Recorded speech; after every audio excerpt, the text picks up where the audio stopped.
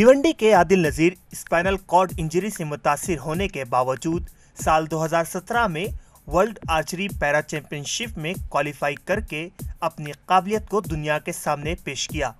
मैंने 2 नेशनल खेले हुए हैं।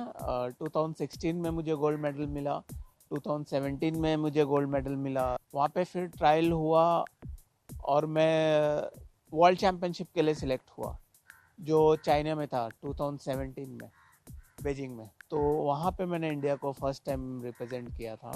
आदिल महाराष्ट्र की नुमाइंदगी करने वाले वाहिद खिलाड़ी थे। मैंने अपना स्पोर्ट्स कैरियर बस ऐसा फिटनेस के लिए स्टार्ट किया हुआ था, ये क्योंकि स्पाइनल कॉर्ड इंजरी के बाद बहुत ज़्यादा बॉडी में मूवमेंट रह नहीं जाता, तो मैंने सोचा स्पोर्ट्स खेलूँगा तो एटलीस्ट फिट तो रहूँगा। बट मुझे पता नहीं था कि इतने बड़े लेवल पे मुझे खेलने का मौका मिलेगा। साल 2002 में एक हादसे में रीढ़ की हड्डी टूट जाने से आदिल 5 बरस तक बिस्तर पर रहे, लेकिन वो हिम्मत नहीं हारे। मफलूज होने के बावजूद कौमी सतह पर स्विमिंग मुकाबले में 2 गोल्ड मेडल हासिल करके सबको चौंका दिया।